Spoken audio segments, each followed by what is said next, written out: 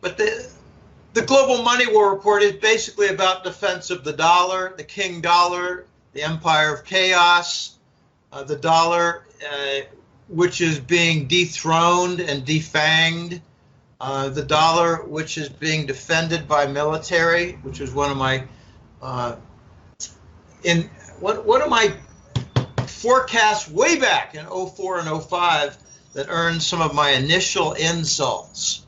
Oh gosh, Jim, how dumb a thing to say. The dollar is going to be defended by military. Yeah, well, that's exactly what the Ukraine and Syria wars are.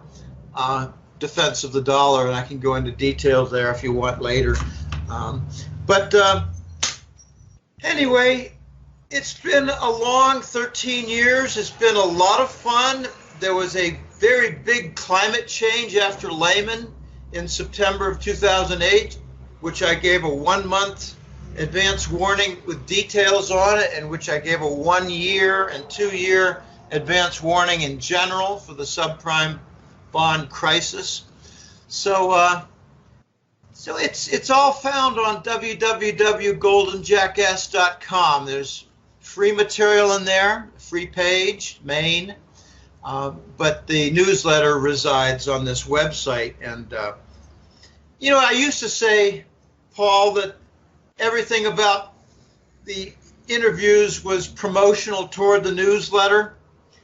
But that's really not the case, because there are two types of people who I don't say, go on out and sign up for the newsletter. It's people who cannot afford it, who are interested in knowing what's going on.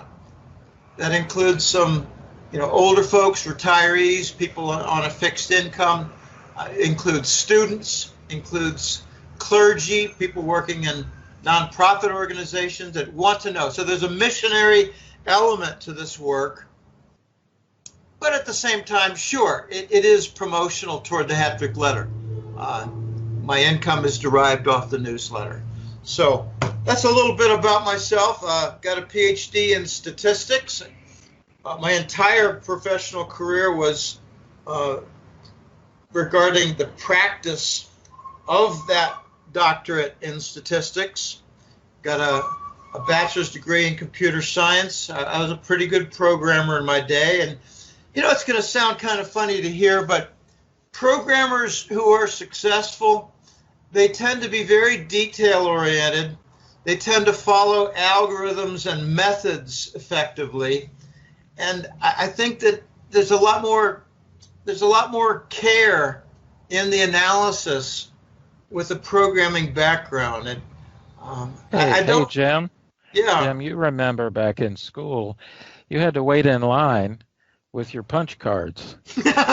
You're dating me. Yeah, well, yeah, exactly. Well, that's what I did. So the point is that every semicolon you forgot meant having to do the whole damn thing over, right? So it made you pay attention to details. Well, that was me in 1971. Yeah, there you go. in I think it was called Bradford Hall at Ohio State University with my Fortran, my 2 Fortran courses, and I took a few more, and then it was more like data structures and comparative programming languages and assembler, macro assembler, and it was a lot of fun. But I realized that's not what I want to do my career in. So I went and diverted towards statistics, a little more math, and it's a long story, but I eventually found my way, and my way was to the graduate program at Carnegie Mellon in probability and statistics, which was, I tell you, one heck of a lot of work, but some of the most exciting and stimulating and gratifying years of my life. Good. Well, Jim, why don't we cut to the chase now and talk about the kind of red meat that your listeners are so interested in. And that would be kind of the money war. I guess why don't we start with this new Trump administration? It looks to me like they're hostile to the EU and Germany. And I'm wondering if you agree with that or how you see that playing out.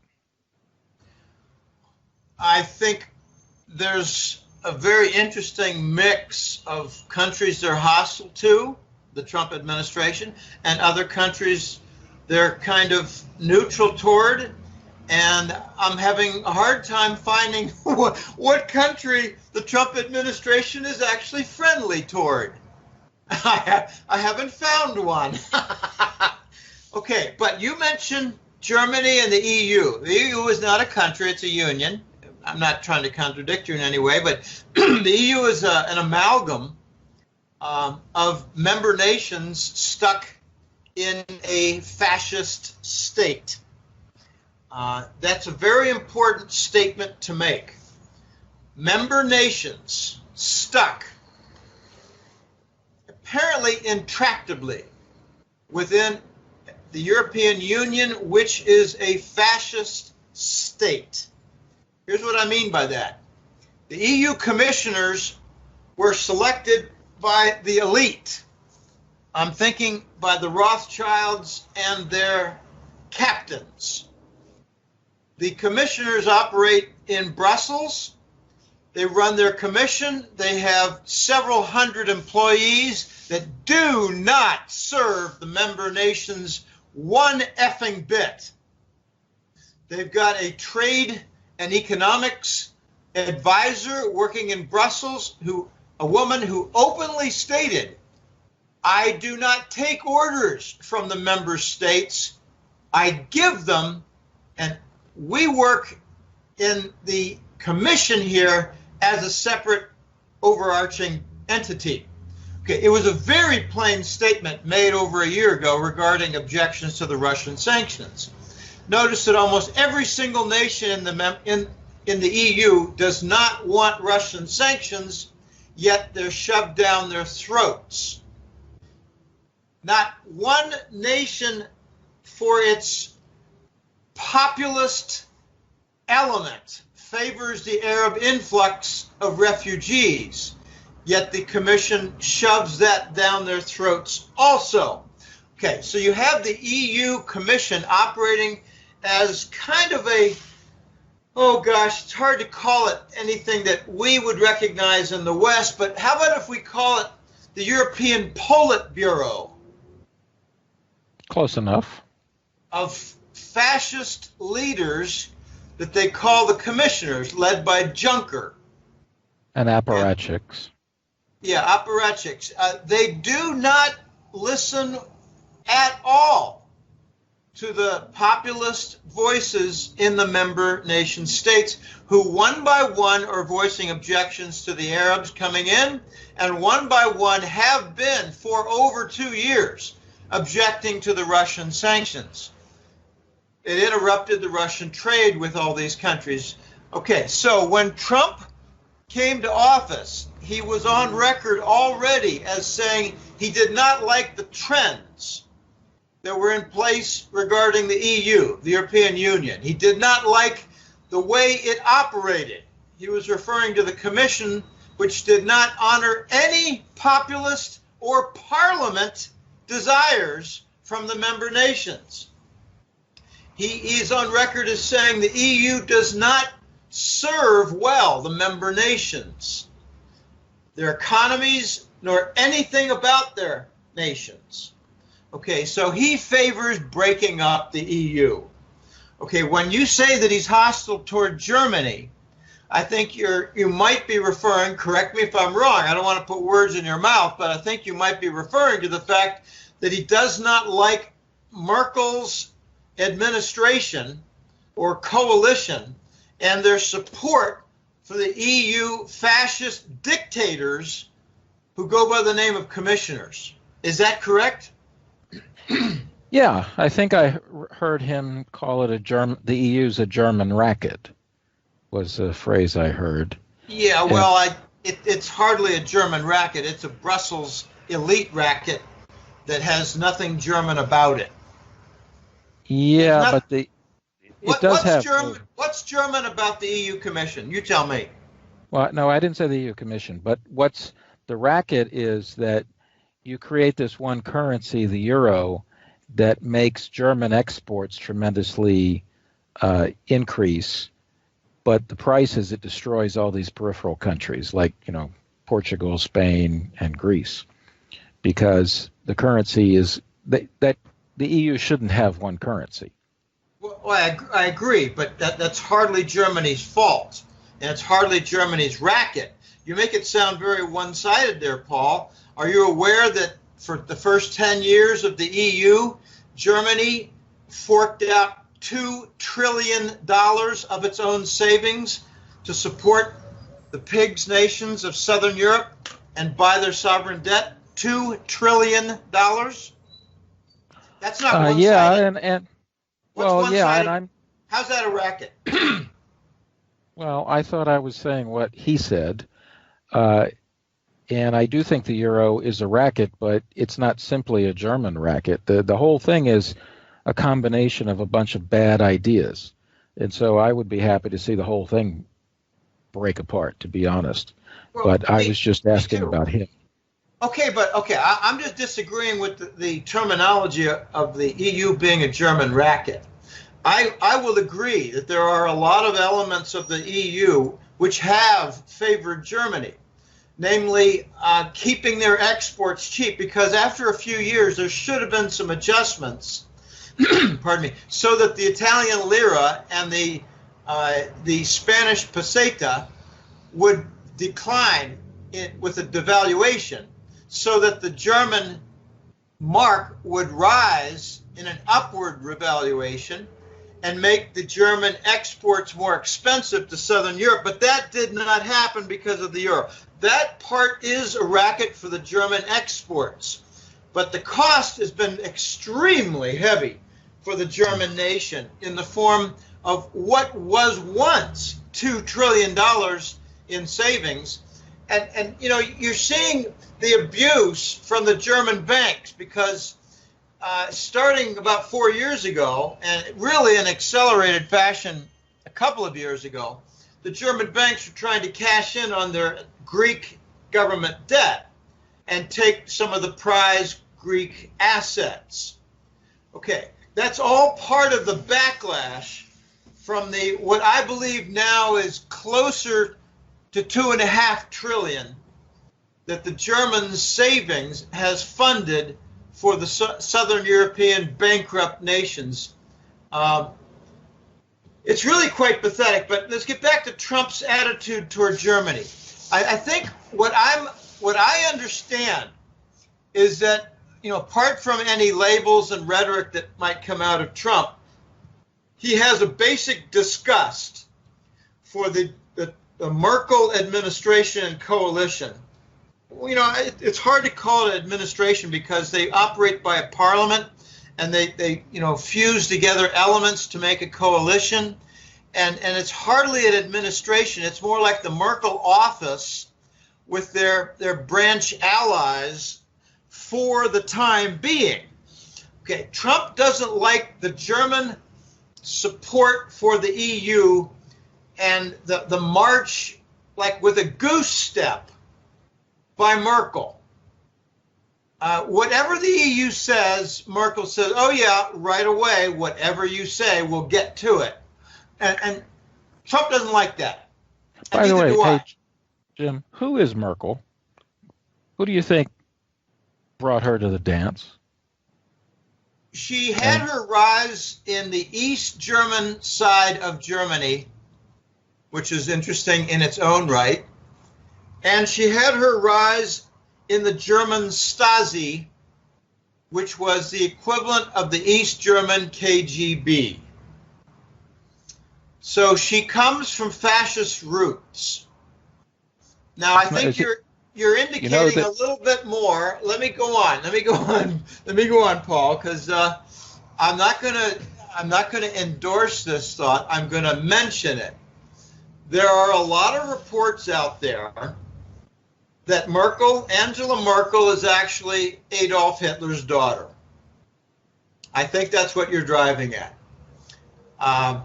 Well, there's that, or niece, but then there's another thing, and that is her father, you know, was a priest and moved from West Germany to East Germany. Okay, I'm not familiar with a lot of these things, but I've seen pictures of a woman. Oh, she looks like him. Yeah, she looks like him. Yeah. Well, no, let me finish. I've seen pictures of Hitler with a woman who I do not believe was Ava Braun, and with a little girl aged around 8 or 9 or 10, right in there. And the woman looks a lot like the little girl, and the little girl is identified clearly in the picture. This is Angela Merkel as a little girl, shown with Hitler, and I think the woman was her mother, and I think the woman was a friend of Adolf Hitler's and could have been a mistress, could have been, I don't know. But I have a feeling a tremendous joke is being played on the West with a string of Western leaders like Merkel with a Hitler connection, like Jimmy Carter with a Joseph Kennedy connection, like Bill Clinton with a Winthrop Rockefeller connection, and like Obama with a Langley MK Ultra robot connection. Well, nothing is as it appears. We know that. Right. But I tell you what, I think Trump wants to see a breakup of the EU. Let me get to the Brexit. Trump has endorsed fully and said, I love the Brexit. I think it's a great move. The EU was not serving Britain. It was not a good mix. It wasn't a good match. It wasn't a good marriage. Now Britain is on its own. I think what he's saying is Britain will now be in a good position to rebuild its economy without the stifling suffocation of the Brussels EU commissioner fascist dictators. So I think he wants to see breakups. I think he would be in favor of the Dutch and French breakups if those happen. I don't think he likes the European Union at all in any related function, nor its dictums. And neither do I. Hey, we're all on the same page. Yeah. And, of course, Britain has a couple of serious advantages. One is they could become like an offshore, low-tax business center. Low regulation, low tax, because the EU is so oppressive. And the other thing is they can try to build up trade relations with the English, the former, colonial world, right? The Commonwealth. Right. They can have a free trade deal with India or something. And none of that is possible if you're in the EU. Everything has to go through the EU bureaucracy. Well, not just India, but Canada, Australia, New Zealand. And yeah, sure, Malaysia, but I mean, lots of powerful, rich countries. And so really, they do have a lot. The only thing is the first few years might be kind of rough because, who knows how that'll play out. But, yeah, well, I have listened to the guy that many think will be Trump's ambassador to the EU, and he was involved in attacking the Soviet Union. And his basic position is, I worked on taking down one, terribly bureaucratic and rotten empire, and I think there's another one out there that needs the same treatment. So it's pretty blunt. Well, a bigger rotten empire than the EU is the United States. Well, that's the other angle. Okay. Why don't we move on a little bit? Sure. I was listening to you the other day, and you were talking about the Knights Templar and something about Trump, and I don't know. Can you kind of give a little bit more on that, where you think Trump might be getting some support from, or who the Knights Templar are in the modern world or something? Okay, I have to make an admission here, and I'm pretty honest intellectually about my work. Okay, good. One of the nicest compliments I ever got was something I heard very frequently on annual reviews for my positions, my jobs with the 4 employers in the United States. That was from 1980 to about 2003, and that was, you've got integrity professionally. If you don't know something, you admit it, so that errors are not propagated, so bad policy and decisions are not propagated. Okay, here's my admission here, right now toward your answer. I don't know a lot about the Knights Templar. I know some. and I'm trying to learn more. And it can get very complicated, especially when you go back more than a couple hundred years, because there seems to be breaks in the alliance. There seem to be little schisms within it. There seems to be an offshoot. There seems to be constant battles, though, with the Vatican. Okay, so I have been corrected by some very seemingly knowledgeable people who tell me that Trump is not influenced by the Templars, although his background and his family might have been derived from that group. Okay? I am not an expert in this, but here's a little background about the Templars. You know, I'm not going to get this all right, people, so, you know, don't call me down, but I think this is probably 80% correct. About 300 or 400 years ago, Europe was coming out of the Renaissance. Okay, the Renaissance began and it was all wonderful, and by that it means the Dark Ages were ending, just horrible, horrible conditions were ending, the plague was over, the Inquisition was over, the Pope's brutality was over, and the Vatican emerged as probably the primary political and financial center, although history likes to tell the story that it was neither political nor financial, but only religious, when it was political and financial also. The only political structure that was solid for 1,000 years, 1,200 years in Europe, was the Vatican. And they preserved their power by brutal methods, taxation, and wars. Not much different from what you see in the United States and England.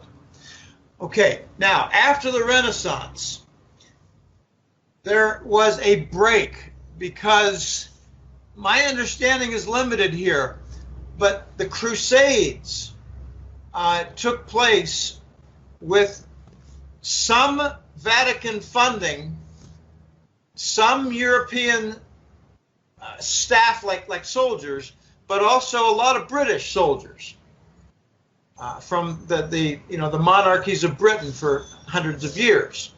And there was a lot of flack against some of the kings, because what he seemed to produce more than anything else was orphans without a father, who are just running the countryside, robbing wheat fields, granaries, and causing a lot of problems.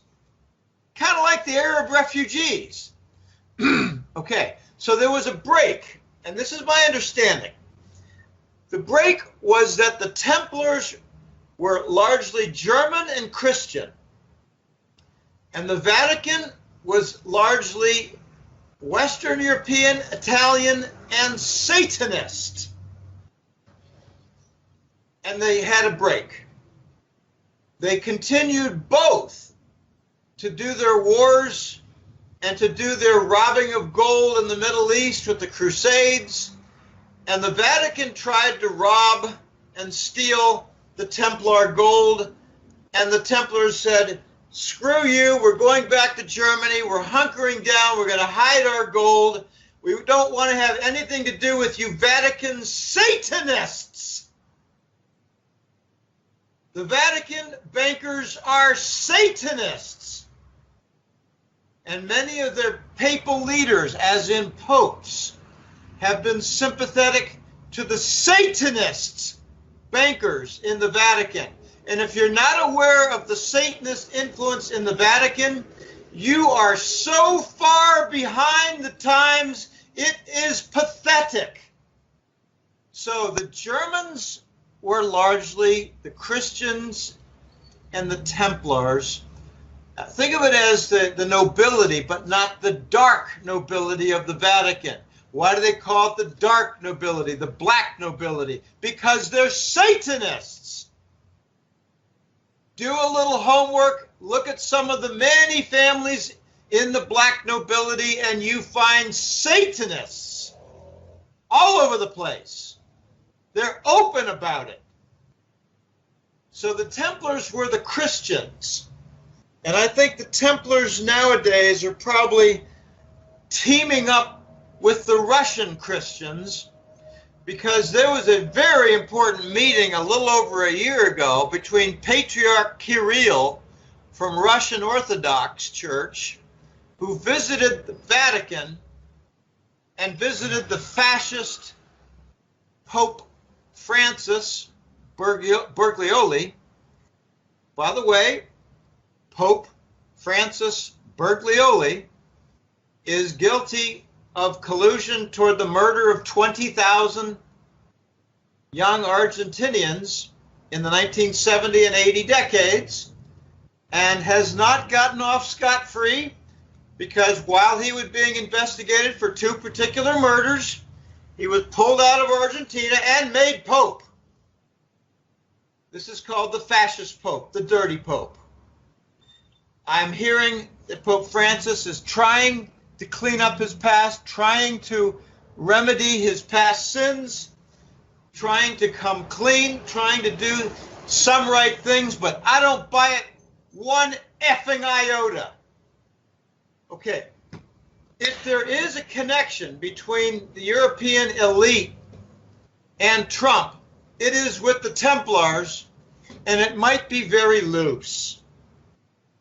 I think Trump, instead, is much more, oh, I don't like the word tool, but how about a member player of an elite group having to do with the Pentagon and military establishment and Wall Street and the banking establishment. I'm beginning to believe rather firmly, rather convincingly, based on some initial beliefs, based on cabinet appointments, based on some decisions that are coming out now in the last 2 months of his new administration, that Trump is a member player of the military and banking elite within the United States. And I don't regard that as an extreme compliment. I'm not saying that that is a complete indictment either, because there's a group within the Pentagon, we've been calling them the White Hats, and the White Hats had a large body coming from a group they called America First. And if you listen to the, not acceptance, what do you call it, inauguration speech for Trump back in January on the 17th, he mentioned America First about 5 or 7 times. America First is not just a silly little catchphrase slogan. America First is the name of the group organized by over 500 dismissed and fired generals and admirals from the Pentagon by Clinton, Bush II, and Obama, who I regard to be the neocon narcotics presidents. So it looks to me like Trump got a lot of favorable support from the good guys in the Pentagon, but unfortunately, the good guys in the Pentagon want to increase the Pentagon budget at the expense of the education budget and a few other departments in the U.S. government. But let me say this. I don't find that the education department for the U.S. government has done a damn thing in 30 years. So cutting their budget might be a good thing. He's getting some flack for that, though. He's also cut back on some other things. And I've yet to see word one for the great infrastructure projects. I'm talking about actual contracts. Word one for an actual contract. Now, I give Trump some credit. He's trying some innovative methods, and I think they're, very, very large trial balloons, but I think he's trying to pursue some Japanese pension money, pension funds. Now, they've got well over $1 trillion in Japanese government pension funds, and it's already been declared illegal to use any of that on U.S. projects on U.S. soil. But he's trying to do something. It could be something clever like calling home foreign, like Japanese, Forex bonds, Forex reserves in the form of U.S. Treasury bonds, calling them home, putting them into the United States in the form of infrastructure projects, maybe not initially a commitment of $1 trillion, but maybe a few years consecutively of between $100 and $200 billion, because that would offset the negative side in the, what do they call it, current accounts deficit. And the current account deficit is made of two parts. The goods and services trade deficit, and the other one is the investment deficit, like how many more bonds, whether they're treasury bonds or corporate bonds or municipal bonds, do foreigners buy in addition to property, like hotels and homes in Florida or whatever, commercial buildings in New York or Dallas, doesn't matter. Okay, so add together the trade deficit and the investment deficit, you get the current account deficit. Well, if Trump brings in $100 or $200 billion a year to offset the 500 plus billion in trade deficit, that will be a brilliant stroke, and that I think is what Trump is trying to do. But back to your original question, I think the connection with the Knights Templar, which at one time had a very serious core in Germany in opposition to the Satanists in the Vatican, I think it's probably very loose, and his real support is with the Wall Street bankers and the military-industrial complex. And I don't like either of them, but I will say that there are a lot of good Pentagon players. There are a lot of really good, loyal American generals and admirals who want to do the right thing for the country, who want to defend the people and not exploit them and not send them to foreign wars where they come back without arms or legs. But this is getting very nasty, Paul. We'll just have to see, you know. A lot of people may be ending up in prison soon or worse. Hey, Jim, as an aside, in the last couple of weeks, Trump has given a couple of speeches. One, he went to Andrew Jackson's house for the 250th anniversary of his birth, and, you know, gave a speech about Jackson, and you know all that implies. Yes. The man who destroyed the bank. And then he, in Kentucky, gave a speech, and I just thought, after a few minutes of it, I thought, man, this is a dead man talking. He talked about Henry Clay and the American system, or the national system of political economy, which is, you know, a national bank, cheap infrastructure, long-term loans, and a tariff. And other countries have emulated that, all of them quite successfully. It's, you know, it's the American system. But I mean, it's a declaration of war against the current system. We have the Federal Reserve. We have so-called free trade. You know what I mean? I was just astounded. I doubt that he wrote it. I think his guy, Stephen Miller, wrote it. But nonetheless, there's a lot going on, and we just don't know where it's going to go at this point. I mean, anything could happen tomorrow. Why don't we move on? No. Can I comment on this?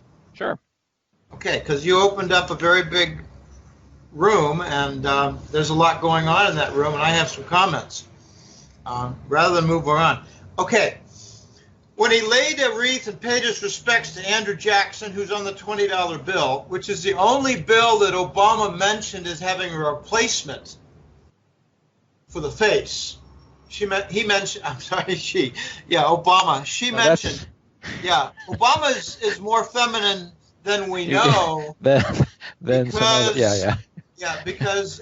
Barack served as the lipstick what do you call it, submissive member of that gay Of the duo. couple, huh? Yeah. Okay, Yes, okay. sir. Okay. All right. So when Trump paid respects to Jackson, what he was doing was thumbing his nose at the Fed. Of course. Okay. Now, when I said that he's a member player of Wall Street, that does not necessarily mean it's 100% bad description. It's not necessarily an indictment, because Trump has about 3 or 4 members within his financial group of advisors who are gold advocates, led by his economic advisor, Judy Shelton.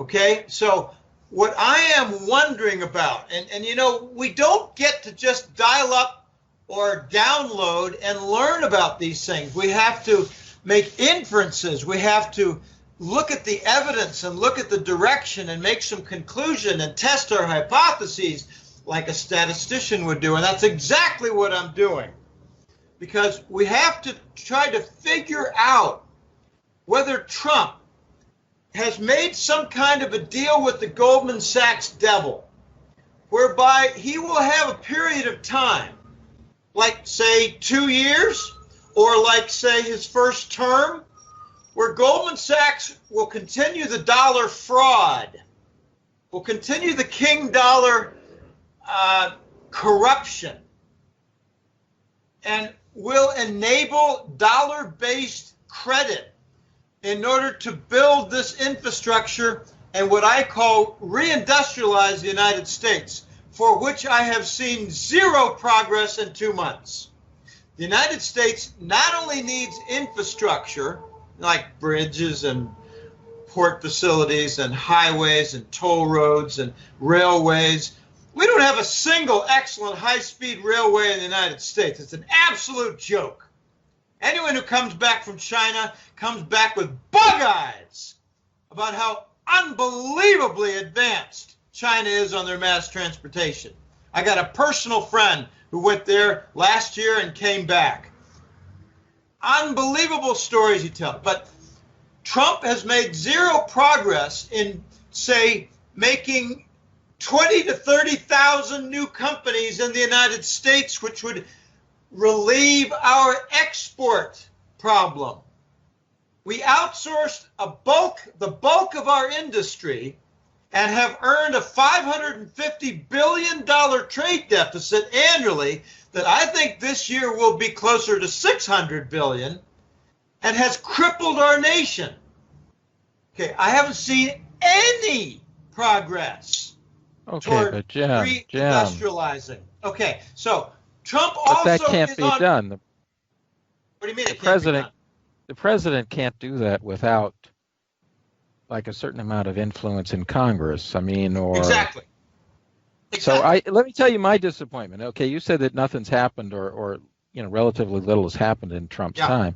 To me, I'm going to say my disappointment. I thought that whoever backed Trump, whoever they would be, let's say the white hats in the Pentagon or whoever, they have not done what was necessary. They had to take out at least a certain number of the leadership in the Congress to put the fear of God in the remaining ones. And so whether that be through pizza scandals or whether it be through, you know, undeclared Clinton Foundation frauds with Russia or Saudi Arabia or whatever, they had to get rid of some people like McCain or Schumer or Ryan, because those guys they're not going to change. Right. They're swamp creatures. I mean, you're not going to get a snake like Ryan or a turtle like McConnell or whatever, an alligator like Schumer to change. Yeah, I agree, but look to see what Trump did to sabotage Ryan. Ryan went out and took Obamacare, made a few adjustments. It's being called Obamacare Light. And Obama said, I'm sorry, and then Trump said to Ryan, go ahead, get that through Congress. And I think he really sent him off the plank on a ship with his hands tied behind his back, because now it failed in the Congress. Trump is probably smiling, and there's talk now of replacing Ryan with his what is it? Majority Speaker of the House, Majority Leader of the House, Majority Leader. Yeah. Oh, okay, hey, so but look to see Ryan replaced. I hope so. But while we're on this topic, look reindustrialization. to see. Go ahead. I'm just going to say, look to see Schumer in a lot of trouble real soon over the I don't like to call it Pizzagate. I like to call it the pedophile sex rings and child sacrifice murder ring, because that's what it is. Of course. Okay. Well, the next thing is you brought up the topic of reindustrialization, and that's one of my questions for you. Who do you think is actually on board with that? Do you think China can live with that? Do you think, I mean, look, what's been going on is unsustainable. The U.S. simply can't have these trade deficits. And, I mean, we're going to run out of things to continue to deindustrialize and outsource. You know what I mean? We're going to have to outsource ourselves. You know what I mean? I mean, it's ridiculous. So where do you see things going on that front? Okay. If you just go without military aspect, just nothing on the military front at all, Trump's going to make an enemy with China. I've got he's not a client, but he's a contact in China, and he introduced himself through my Contact Us window of the Golden Jackass site. And he is owner of let's just say, a successful manufacturing business in not East China, in West China.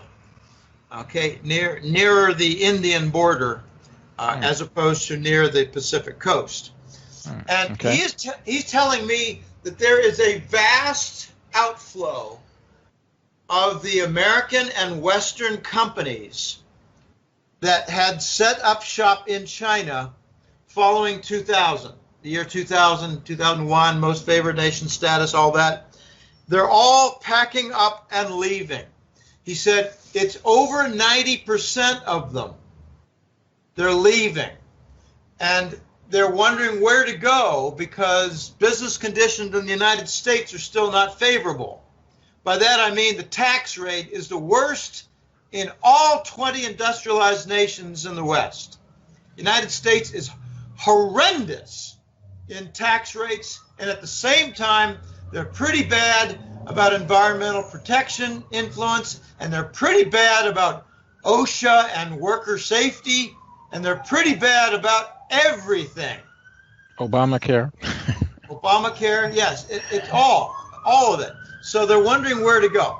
Now, if Trump wants to call home a lot of industry, well, that's fine, but he can't do it without them becoming well-rooted in a system. And it requires better tax structure and lower federal regulations. I mean, most Americans couldn't even tell you what the federal tax rate is. They have no idea. They don't even know what a global reserve currency means. So it's really quite sad.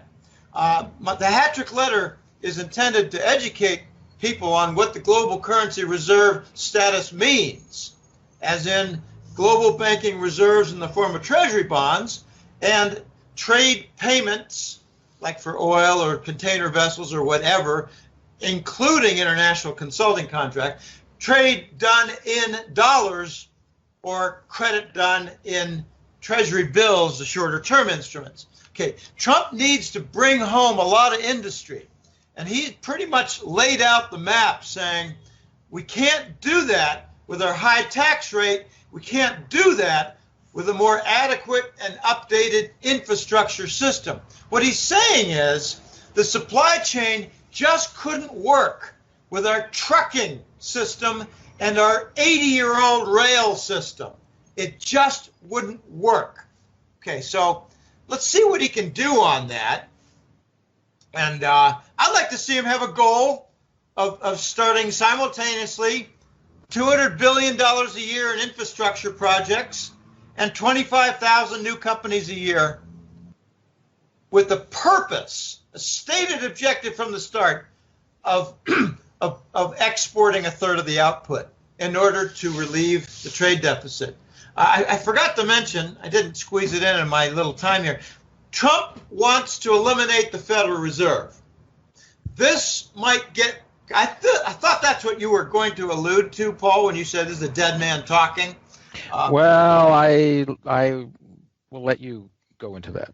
Well, okay, we haven't really seen much movement in this direction by Trump, but what I'm hearing is that there are a couple of Fed board appointments coming up because some retirements are in line, and I don't know whether these are retirements due to older age or retirements from the FOMC, the Federal Reserve Board, whether they were just retirements of people who are fed up with the status quo and looking to get some reform, because there are a number of critics on the Fed.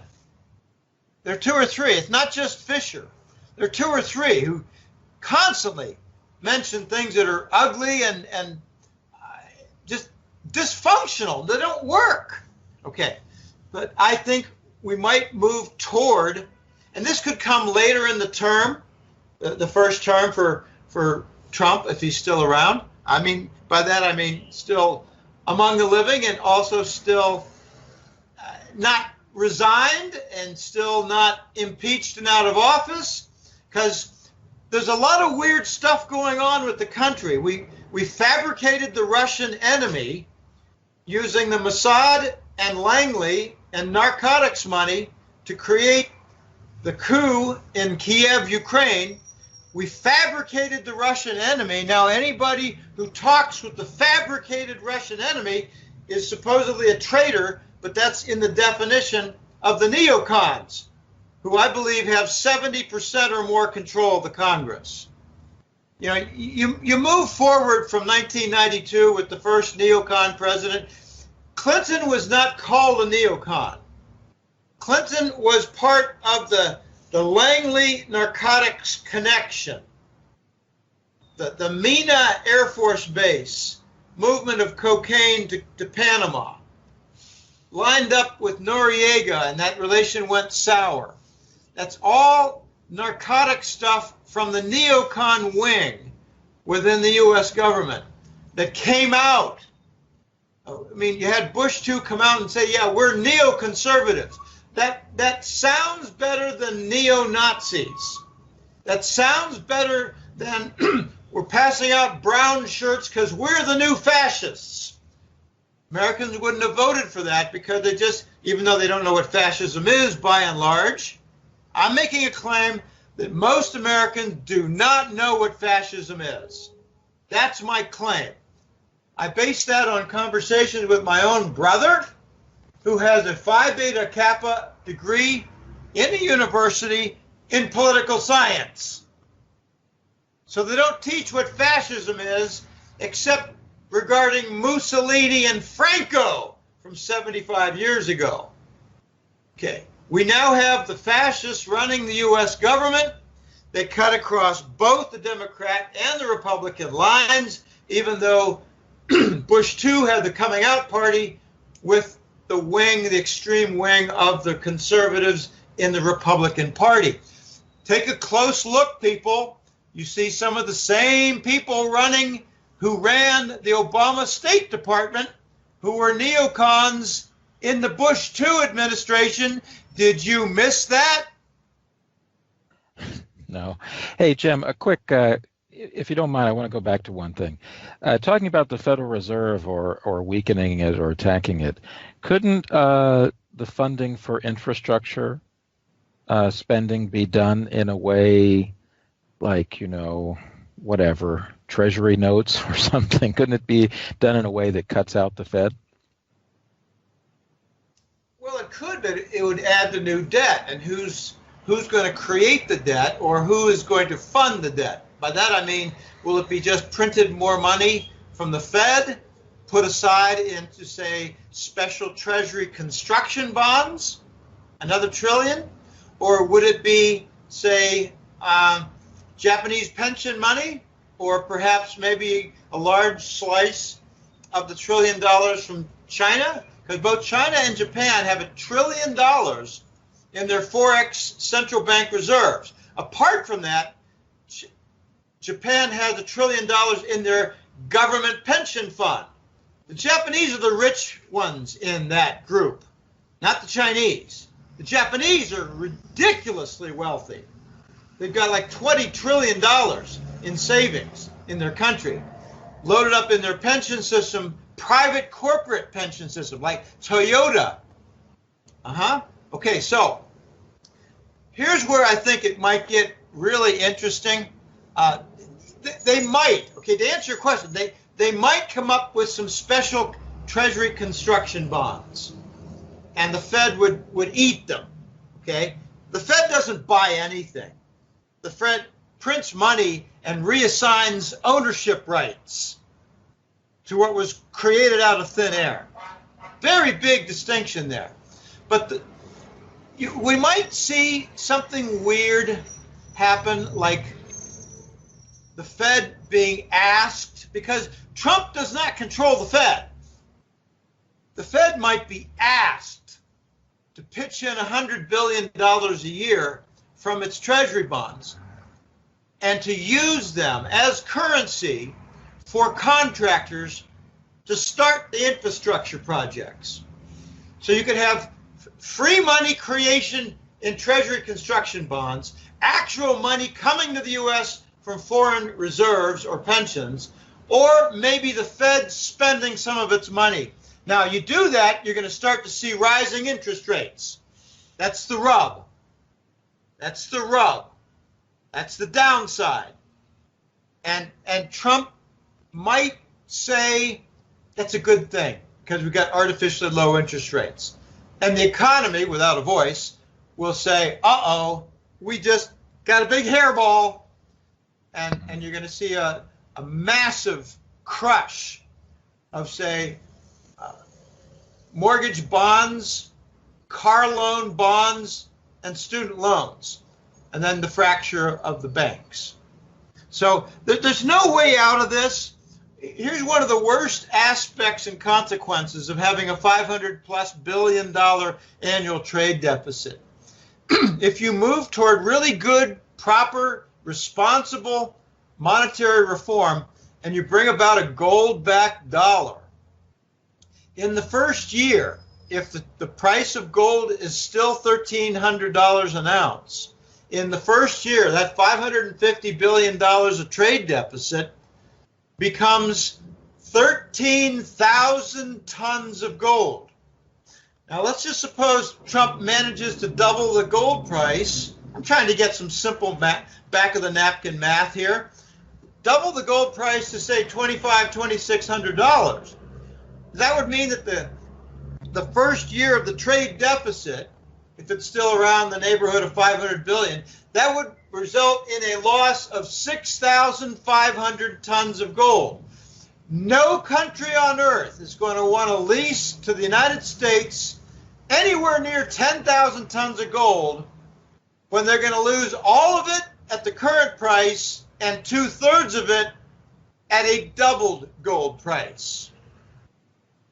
So we're locked in with this corrupt, fraudulent fiat currency dollar. We're locked into it until we have greater industry, we bring back what we outsourced, and we have a hell of a lot more exports, because $500 billion will not be fixed in 4 years of the first Trump term. If they're lucky, they can get it cut down to $300 billion in 4 years, if they're lucky. Good luck with that. So you've talked about a Scheisse dollar in the future. And I'm curious if you think there'll be a Scheisse euro, but where do you see currencies going in the next, let's say, year or so? Oh, I think the currencies are going to endure an assault from the side flanks. Here's what I mean by that. I gave you all kinds of reasons why the fiat currencies are going to continue led by the dollar. The dollar cannot be replaced by a legitimate currency, because whatever gets replaced by it would result in different kinds of crises. like losing its entire backbone, like gold-backed or oil reserves backing a dollar.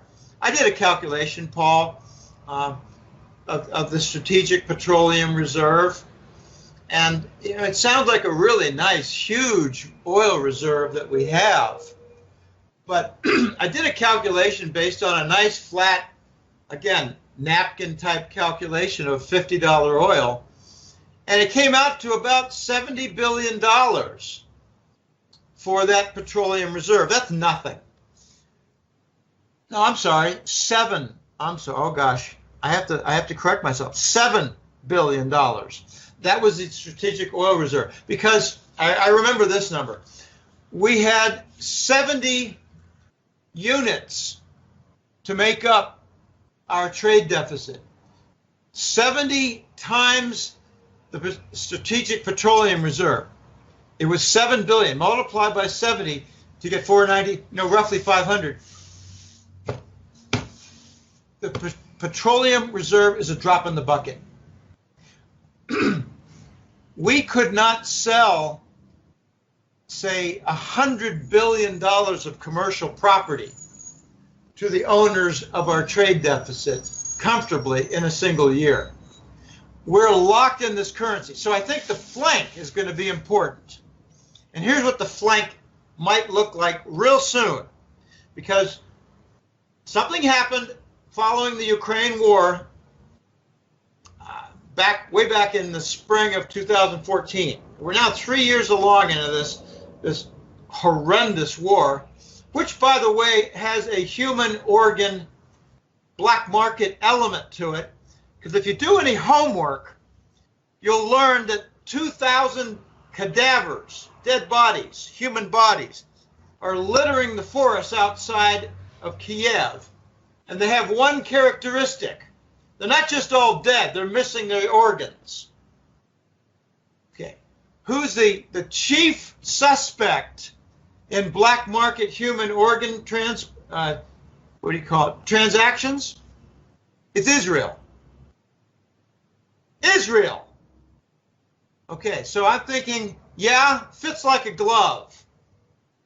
Okay, now, when you had the Ukraine war outbreak, you also had Russia and China signing what they called a Holy Grail energy deal, whereby China would pitch in some of their reserves of currency reserves, and help to fund gigantic extensions of the Russian pipelines to deliver oil to China and some gas, but mostly oil. Later, in the second chapter to that, they talked about gas lines that would move toward the Sea of Okhotsk on the Pacific coast of Russia to make LNG facilities. And that would service not only China, but Japan. Japan is very interested in the Russian LNG facility. Okay, the point is that Russia and China move toward their energy contracts and an infrastructure pipeline system to be funded by U.S. Treasury bonds. And what would China use in future years to pay for the Russian oil? It would either be Treasury bonds or RMB currency. So far, the Chinese are using RMB currency, which the Russians are taking directly to Shanghai, using the gold futures contract based in RMB currency, and cashing out gold bullion. So the Russian-Chinese oil trade right now is pretty much centered upon RMB payments converted to gold. Okay, that's the end around. Why are those two countries so important? Because China is the #1 importer of oil, and Russia is the #1 producer of oil in the world, in this earth. I like saying global because when you say world, you got to include Mars and the moon, because we do have some projects. We do have some projects there. I don't want to get into that. Okay, so if the biggest commercial trade, namely oil, is done by the biggest importer and the biggest producer, not in dollar, then you can pretty well assume that the petrodollar is dead.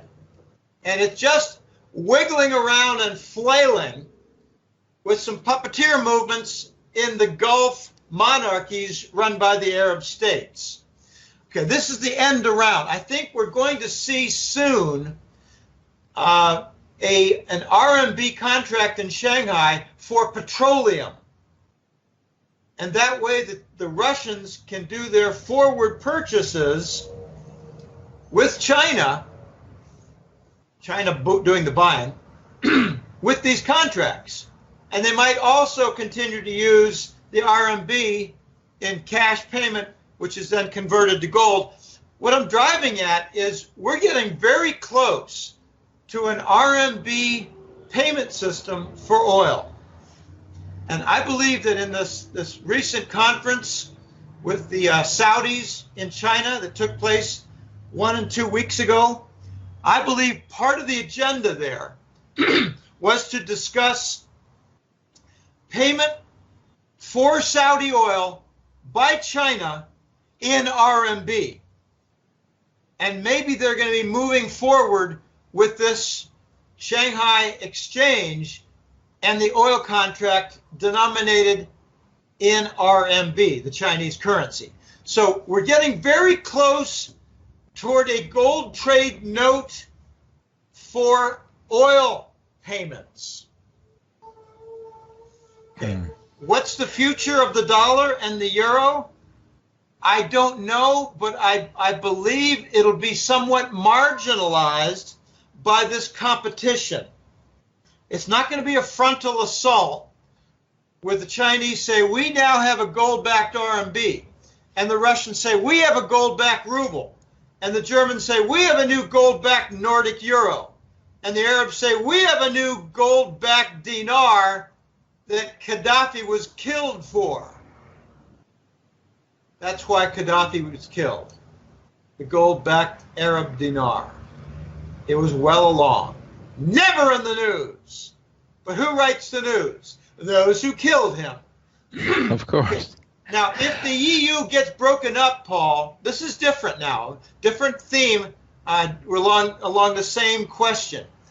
If the EU is broken up by Italy or France, if any one country drops the euro currency, the euro must be redefined because it's all locked in together.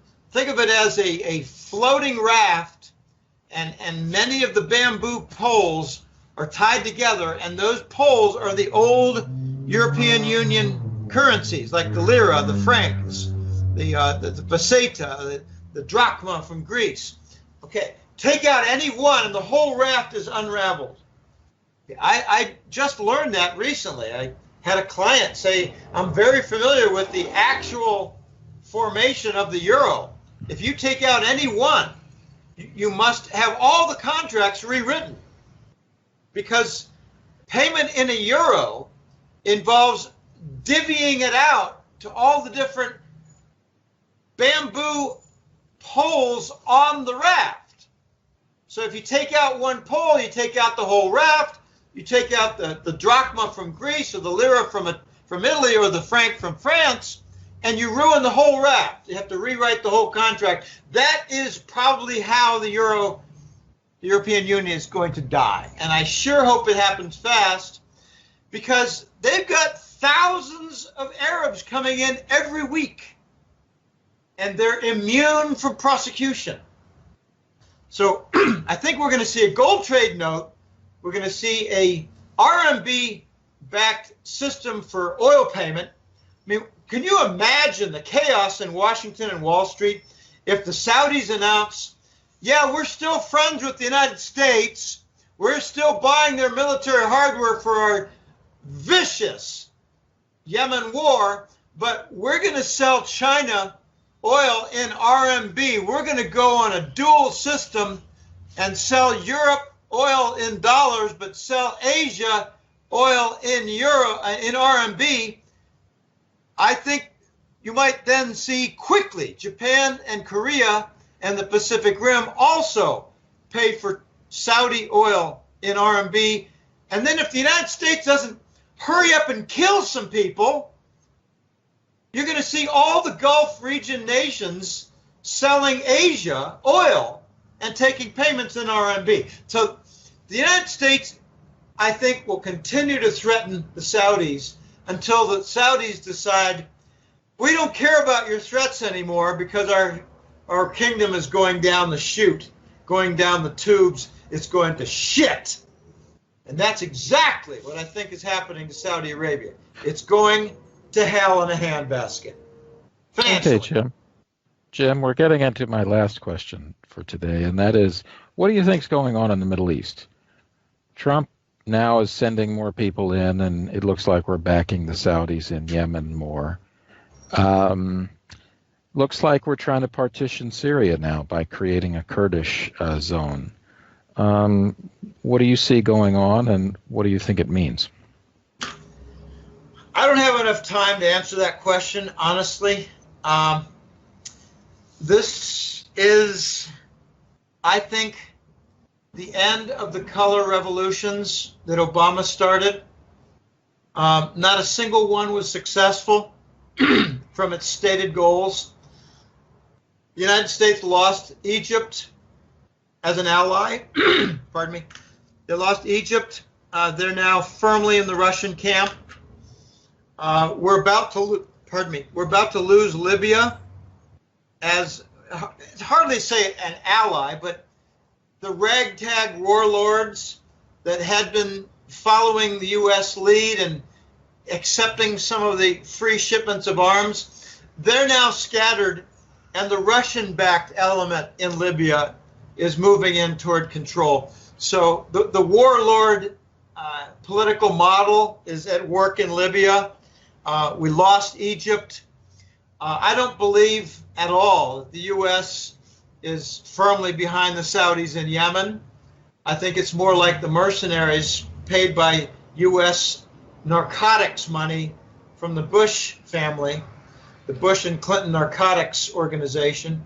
I think they're funding some of the mercenaries in Yemen.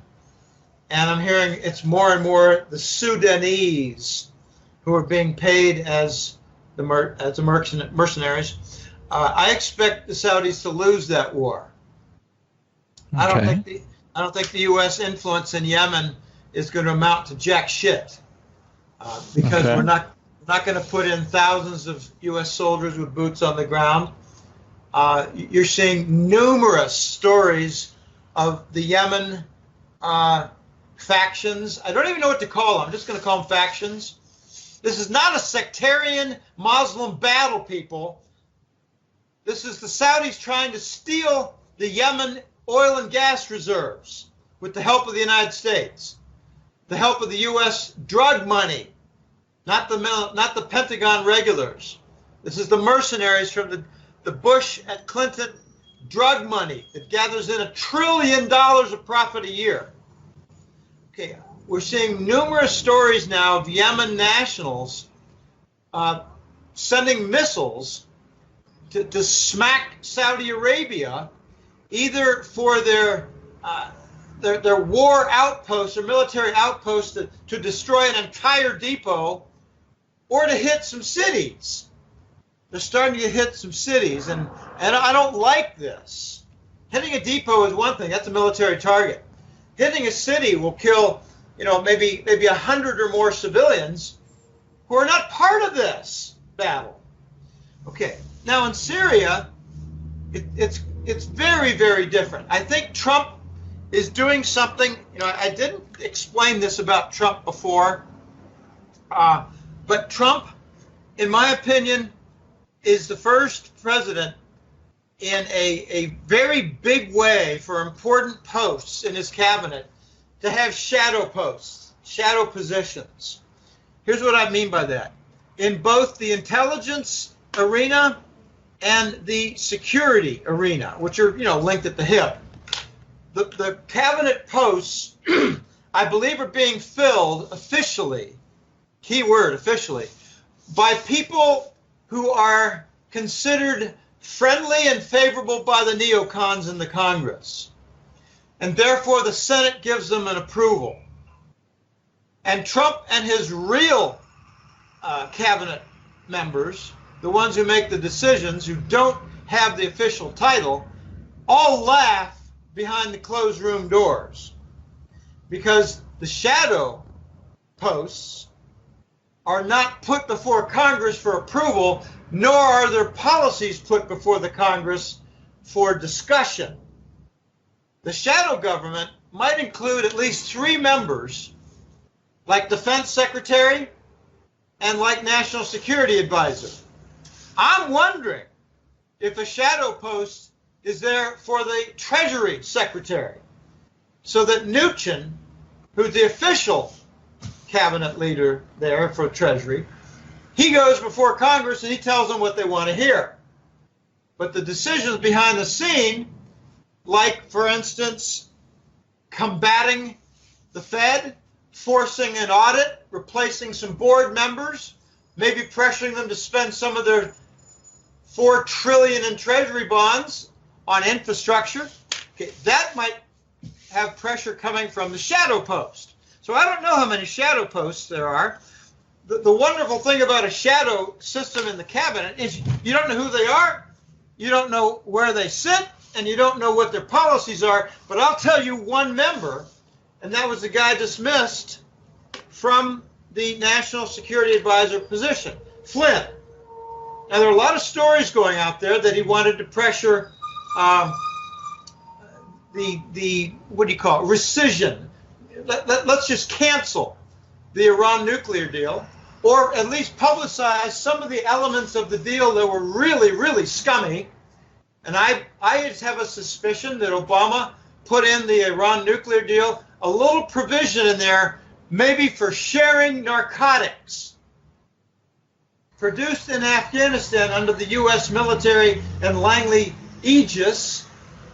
It's Langley running the chemical processing and the Pentagon Army soldiers protecting the fields and protecting the shipments. You know, the escorts for a tanker truck of chemicals to make heroin.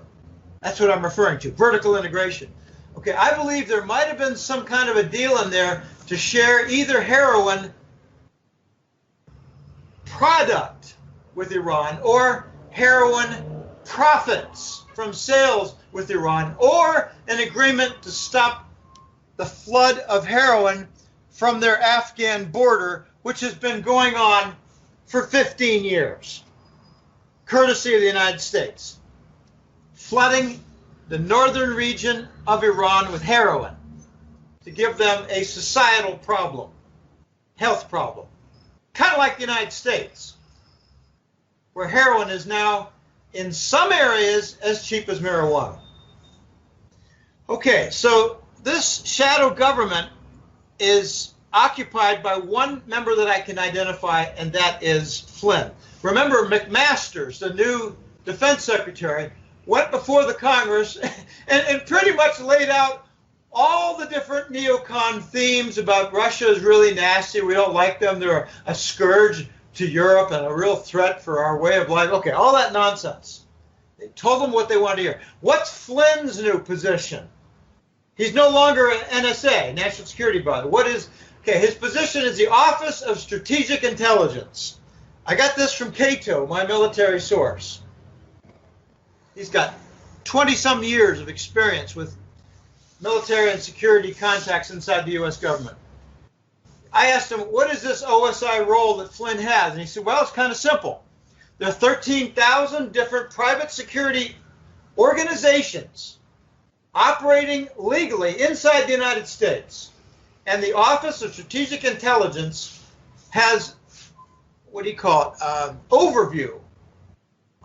overview for their functions to see that they're doing their jobs properly. They're not, say, tied in with foreign terrorist elements or my joke is foreign heroin producers that are in competition with the Langley people that we know and love, who are keeping our country safe and protecting our freedom.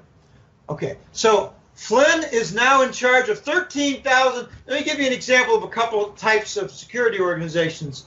There might be a contracted group that say, protects some of the vaccine makers in big pharma. Most of them are headquartered in New Jersey. So they might have, little side projects of murdering doctors who discover what's in vaccines. Okay, that might be some of the people who are hired as security agents for, say, big pharma. Big banks like J.P. Morgan, they probably have a security group that guards, say, shipments of gold, shipments of bonds, shipments of heroin, because heroin packets are used in J.P. Morgan in overnight deposits, side by side with gold bars and treasury bonds. Okay, what now is Flynn's assignment with these 13,000? Okay, there are lots and lots of other security organizations that just guard, say, Home Depot's inventory and their distribution networks, a very legal function. There are lots and lots, I think probably 90% or more, 95% of the security organizations operating in the United States among those 13,000 are doing very legal work. So what is Flynn's mission? He has been told to hire some of these organizations that do security to follow the NGO groups who are hiring Americans to do demonstrations against Trump and to prove that their funding is coming from Obama and Soros, and to put them out of work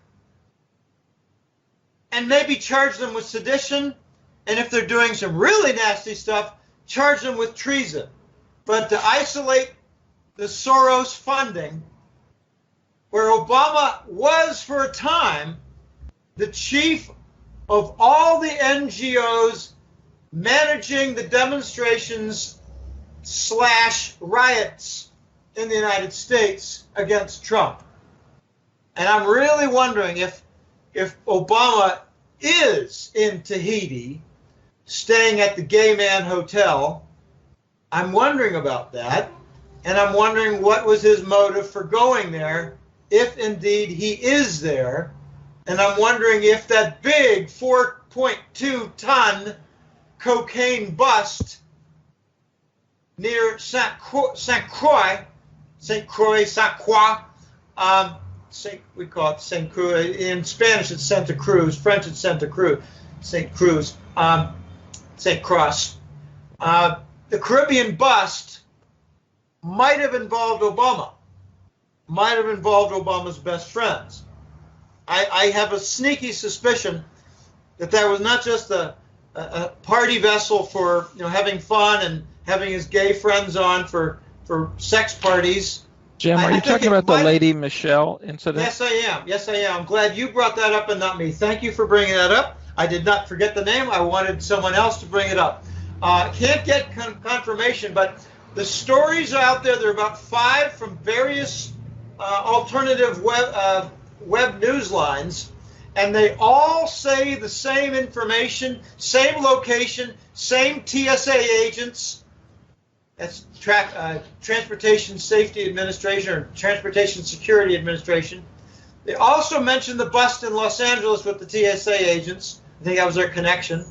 They also mentioned a ship with 4.2 tons of cocaine. They all mentioned the same thing, the largest bust in almost 20 years in the U.S. They also mentioned that it was registered to St. Vincent and the Grenadines, which is a Queen of England private island and not even a country.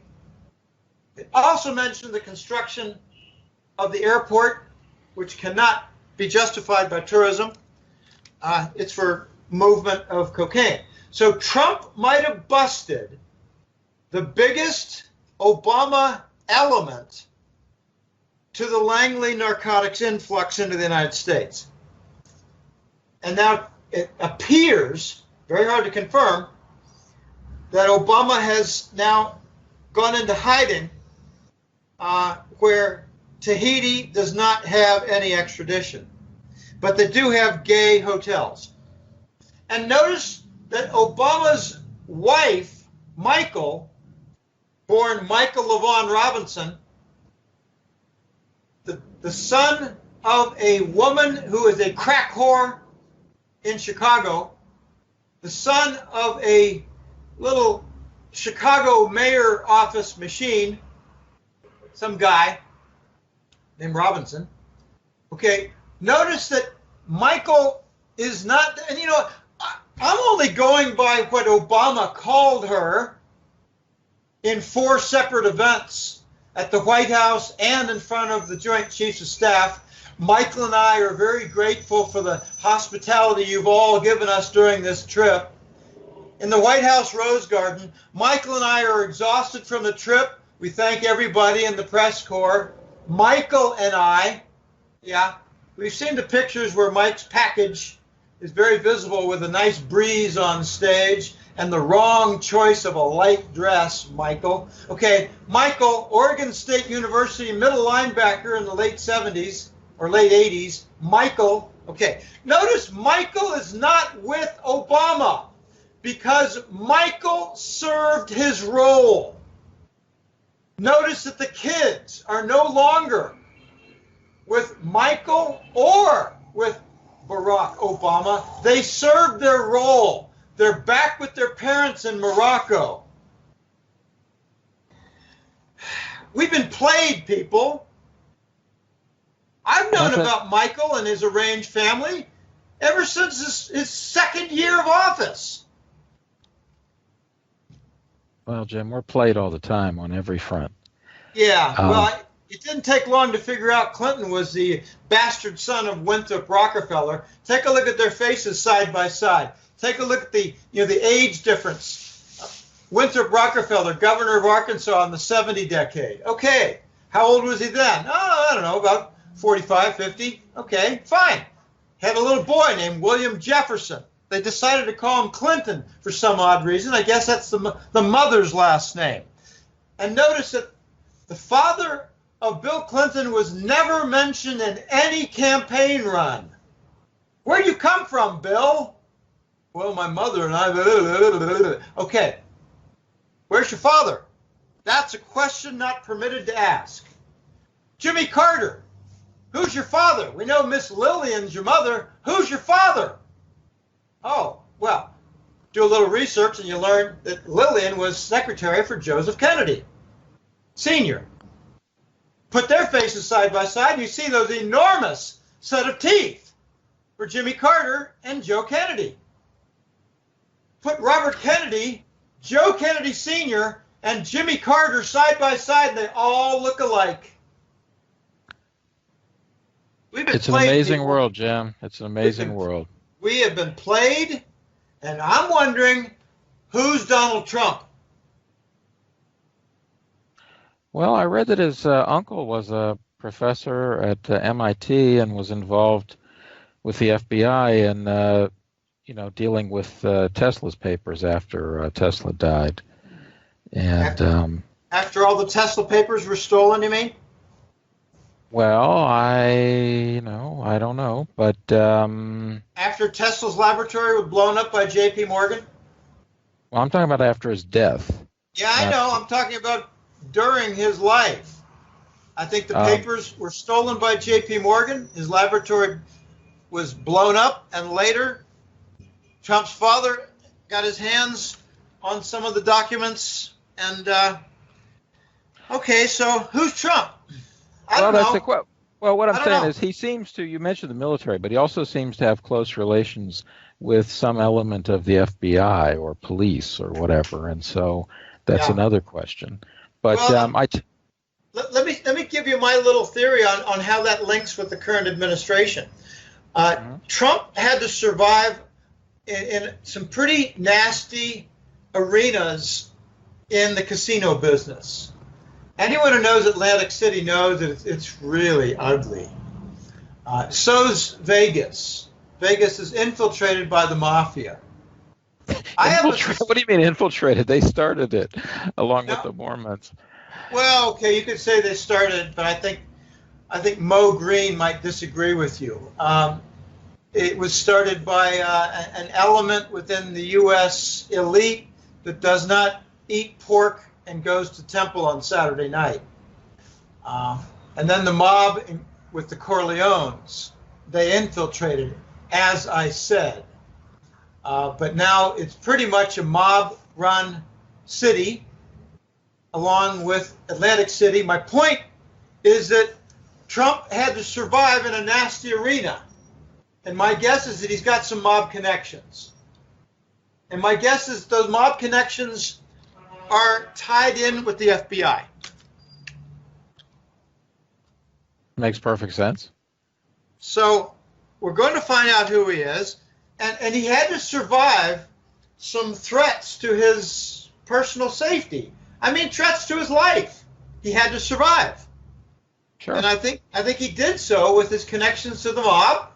And I'm told there are at least 2 people in cement structures holding up buildings in Atlantic City who threatened Trump. At least 2. I don't know who they are. I don't care who they are. My point is that he has some powerful friends, and I think that's part of the Pentagon white hat and the FBI white hat, and maybe some positive element from Wall Street that wants to put the United States on a proper positive footing so that the U.S. can continue another 20 years and so that Wall Street can continue to exploit it.